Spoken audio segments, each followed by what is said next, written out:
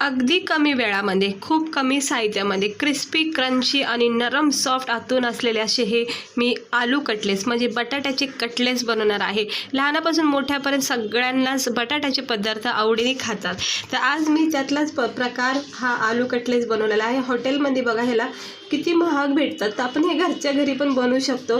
ते बघू शकता इतके मस्त झालेले आहेत, हे क्रिस्पी क्रंची असे हे नरम सॉफ्ट आतून इतके भारी वाटतात खायला। तर व्हिडिओ पूर्ण बघा आणि रेसिपी नक्की ट्राय करून बघा। आलू कटलेट जर खायला आवडत असतील तर आजचा व्हिडिओ तर नक्कीच बघा। तर मी इकडे 2-2.5 बटाटे असे शिजून घेतलेले आहेत। जास्त काही गाळ करायचे नाही, थोडेसे शिजून घ्यायचे। थोडासा याच्यामध्ये नॉर्मल कच्चापणा ठेवायचा। हे आपण मॅशरने थोडंसं याला मॅश करायचं। आलू कटलेट जर तुम्हाला सकाळ सकाळ बनवायचं असेल ना तर बटाटे हे फक्त थोडेसे उकडून ठेवून द्यायचे फ्रीजमध्ये, म्हणजे सकाळी म्हणजे कसं झटकीपट हा पदार्थ बनवू शकता तुम्ही। आता हे सगळं मी मॅश करून घेतलेत बटाटे। याच्यामध्ये 2 हिरव्या मिरच्या कट करून टाकायचे। लहान मुलासाठी बनवत असेल तर मिरची नाही वापरली तरी हरकत नाही। थोडंसं चिमूटभर जिरे टाकायचे। इकडे तुम्ही चाट मसाला किंवा थोडासा लिंबू रस किंवा चीज वगैरे टाकू शकता, आणखीनही चांगला स्वाद येतो। थोडीशी बारीक चिरलेली कोथिंबीर टाकली आणि चवीनुसार मीठ टाकले। आता आपण ह्याच्यामध्ये टाकणार आहोत एक साहित्य, ते म्हणजे सगळ्यात महत्त्वाचे आणि खूप क्रिस्पीपणा येतो आणि पॅक राहतात, नरम सॉफ्ट पडत नाहीत।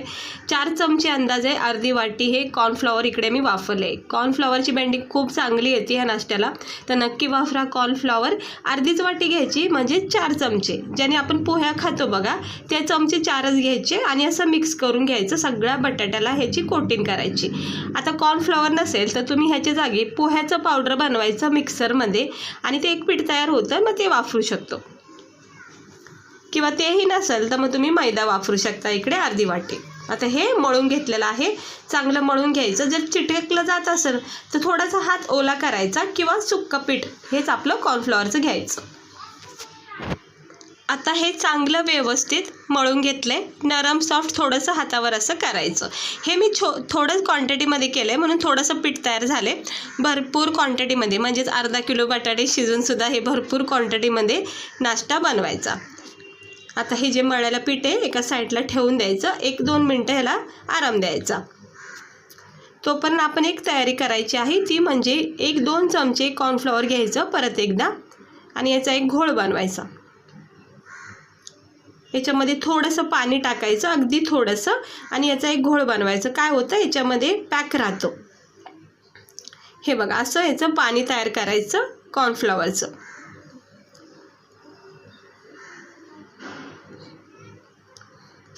छान याने मग पॅक राहतात आपली स्टफिंग वगैरे सगळी। हे साईडला ठेवायचं आणि आपलं जे पीठ आहे जे आपण केलेलं आहे तयार बटाट्याचं ते घ्यायचं आणि छान याचे सुंदर असे कटलेट्स बनवायचे। इकडे मी 2-4 ब्रेडचा चुरा केला, म्हणजेच ब्रेड क्रम्स तयार केलेत। हे बघा शेवया असतात बघा, बारीक बारीक भेटतात रेडीमेड फरसाणवाल्याकडे, त्याचा सुद्धा चुरा इकडे वापरू शकता। आणि नसेल तर ब्रेड हा खूप छान ऑप्शन आहे, याचा क्रम्स करून घ्यायचे। आता छोटे छोटे लहान मोठे जसे पण तुम्हाला आवडतील तसे आकार याला द्या। हे असे किंवा गोल आकार देऊ शकता, चौकोन आकार देऊ शकता किंवा असे लांब आकार देऊ शकता। हे बघा आता जाड पातळ हे सुद्धा आवडीनुसार याला तयार करा। तर मी छोटे छोटे मस्तपैकी असे जास्त मीडियममध्ये हे बघा असे केलेले आहेत। आता हे काय करायचं, एक एक उचलायचं। हे जे आपण कॉर्नफ्लॉवरचं पाणी केलं ना ह्याच्यामध्ये आपण हे एक एक सेट करायचं आणि करायच्या आधी असं मिक्स करून घ्यायचं। काय होतं कॉर्नफ्लॉवर ना असं तळाला चिटकलं जातं। हे असं डिप करायचं, एक एक पीस उचलायचा, हलक्या हाताने बोटाच्या साहाय्याने किंवा चमच्याच्या साहाय्याने याला असं मिक्स करून घ्यायचं। एकदम 2-3 जरी टाकून ठेवले तर चांगलं असं कॉर्नफ्लॉवरची याला कोटिंग भेटती पाण्याची, जेणेकरून काय होतं हा ब्रेड क्रम्स ह्याच्यामध्ये खूप छान पॅक होतो, एकदम मस्त क्रिस्पी बनतात। मग ह्याच्यामुळं कटलेट्स वगैरे जे पण तुम्ही बनवताल, म्हणजे व्हेजिटेबल कटलेट्ससुद्धा आहेत, मटरचे कटलेट्ससुद्धा आहेत, सगळे तुम्ही अशा पद्धतीने बनवू शकता। हे बघा किती छान पॅक झालं आहे। आपण कॉर्नफ्लॉवरचं जे पाणी लावलं ना त्यामुळे हे ब्रेड क्रम्स खूप चांगले पॅक राहतात। ह्याला असं छानपैकी डिप करायचं आणि हलक्याच हात वापरायचा, जास्त काही असं प्रेस करायचं नाही। जितकं होईल तितकी ह्याला कोटिंग करा ब्रेडची। आता हे मी सगळे ब्रेड क्रम्बमध्ये डिप करते, म्हणजे असं कॉर्नफ्लॉवरच्या घोळमध्ये याला मिक्स करायचं आणि हलक्या हाताने पूर्ण ब्रेड क्रम्बची कोटिंग अशी द्यायची. बघू शकता किती छान झालेले आहेत तयार आपले. कढईकडे जाऊया. तेल गरम करून ठेवायचं आणि स्लो गॅस करायचा सुरुवातीला. चमच्याच्या सहाय्याने किंवा हाताच्या सहाय्याने अगदी अलगद हलक्या हाताने हे एक एक कटलेस तेलामध्ये सेट करा.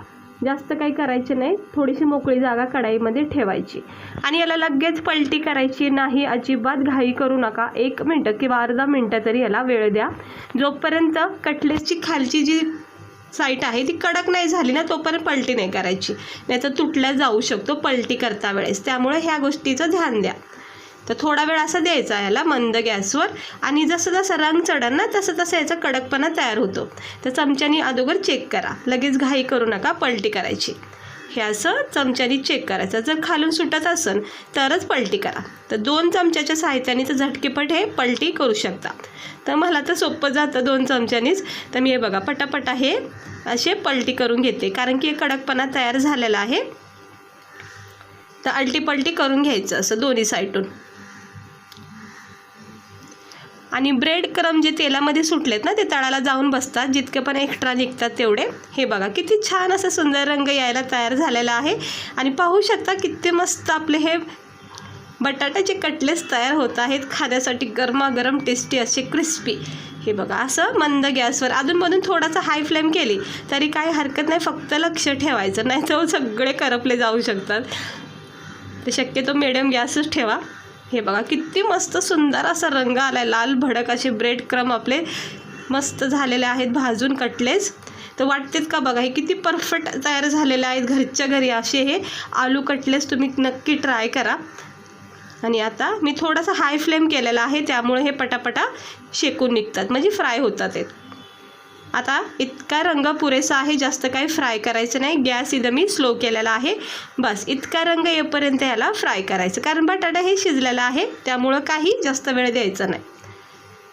आपला हा ब्रेड क्रम्ब बघा किती छान असा भाजला गेलेला आहे.